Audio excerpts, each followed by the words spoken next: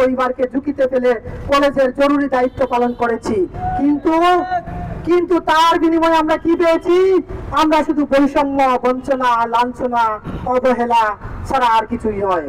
সরকারি কলেজে কর্মরত বেসরকারি কর্মচারীদের চাকরি জাতীয়করণ, রাজস্ব খাতে অন্তর্ভুক্তি ও চাকরির নিরাপত্তার দাবিতে সিলেট কেন্দ্রীয় শহীদ মিনারের সামনে মানববন্ধন অনুষ্ঠিত হয়েছে। আমরা এই বাংলাদেশের নাগরিক হওয়া সত্ত্বেও আমরা সম মর্যাদা এবং সম অধিকার পাচ্ছি না। দেশের বিভিন্ন জেলা থেকে আসা কর্মচারীরা দীর্ঘদিনের বঞ্চনা, অনিশ্চয়তার চিত্র তুলে ধরেন। তো আমাদের জীবনের নিশ্চয়তা নেই, আমাদের চাকরির নিশ্চয়তা নেই, আমরা পরিবার পরিজনে মানবতার জীবন যাপন করছি। আন্দোলনকারীদের দাবি, বছরের পর বছর সরকারি কলেজে দায়িত্ব পালন করেও তারা নামমাত্র মজুরিতে মানবেতর জীবনযাপন করছেন। অনেকেই বলেন, একজন কারাবন্দির খাবারের জন্য যে বরাদ্দ দেওয়া হয় মাস শেষে তার চেয়েও কম অর্থে তাদের পরিবার চালাতে হয়। অভিযোগ রয়েছে, দীর্ঘদিন কর্মরতদের বিভিন্ন অজুহাতে বাদ দিয়ে পছন্দের লোক নিয়োগ দেওয়া হয়, যা অনিয়ম ও দুর্নীতিকে উৎসাহিত করছে। দিন শেষে কি আমরাই বৈষম্যের শিকার?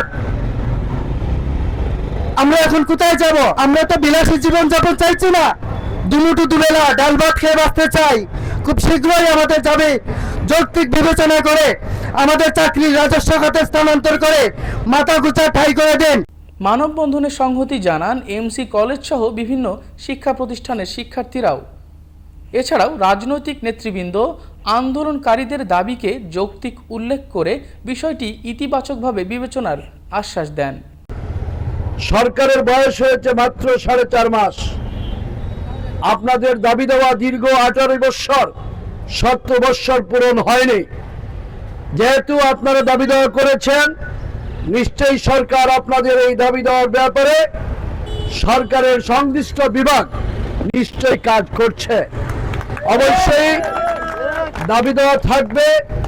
দাবি দেওয়া যে দেশে 20 কোটি জনগণ 56,000 বর্গ মাইলের মধ্যে, সেই দেশে অবশ্যই দাবি দেওয়া থাকবে, কিন্তু এই দাবি দেওয়া পূরণের জন্য আপনাদেরকে সময় দিতে হবে।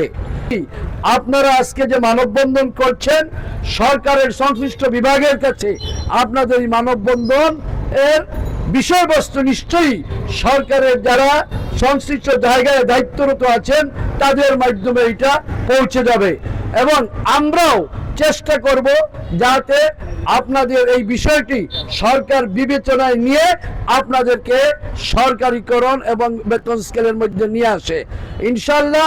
আন্দোলনকারীরা জানান, এর আগেও তারা মানববন্ধন সহ বিভিন্ন কর্মসূচির মাধ্যমে দাবি জানিয়েছেন।